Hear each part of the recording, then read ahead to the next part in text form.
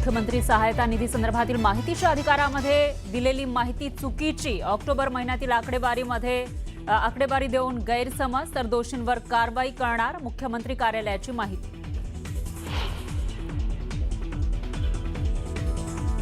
शेतकऱ्यांना मदत देण्याच्या मुद्द्यावरून विजय वडेट्टीवार यांच्यासह विरोधक आक्रमक, शेतकऱ्यांच्या तोंडाला पानं पुसण्याचा प्रकार सुरू, विजय वडेट्टीवार यांचा हल्लाबोल। अतिवृष्टीमुळे बाधित शेतकऱ्यांना पॅकेज वाटपामध्ये ई-केवायसीमुळे अडथळा, तब्बल 5,42,000 शेतकऱ्यांना मदत मिळालीच नाही। मदतीची 355 कोटी 55 लाख रुपयांची रक्कम शासनाच्या तिजोरीतच।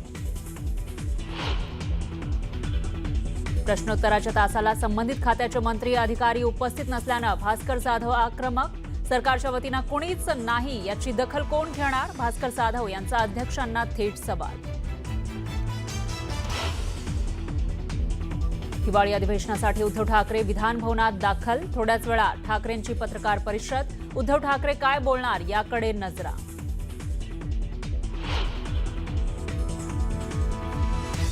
दोन 2008 मधील रेल्वे भरती मारहाण प्रकरणातील सुनावणीला राज ठाकरेंची ठाणे कोर्टात हजेरी, आपल्याला गुन्हा मान्य नसल्याचं राज ठाकरेंचं कोर्टात उत्तर। रत्नागिरीतील उद्योजक सचिन पाकळेंच्या कारखान्यावर ईडीची छापेमारी, खेडमधील सुकिवली आणि चिपळूणच्या सावर्डेमधील कात कारखान्यावर धाड, उदय सामंताच्या निकटवर्तीयांवर धाड पडल्यानं चर्चांना उधाण। नाशिक पालिकेच्या एसटीपी प्लांटसाठी पालिकेनं तोडली 300 झाडं, पालिकेच्या अजब कारभारावरून नाशिकमधील पर्यावरण प्रेमी संतप्त।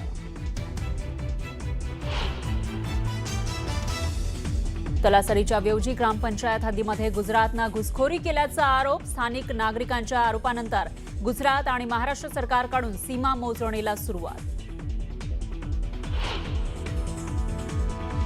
गोव्यातील नाईट क्लबमधील आग प्रकरणी फरार लुथरा बंधूंना थायलंडमध्ये घेतलं ताब्यात, भारतात परत आणण्याची कायदेशीर प्रक्रिया सुरू।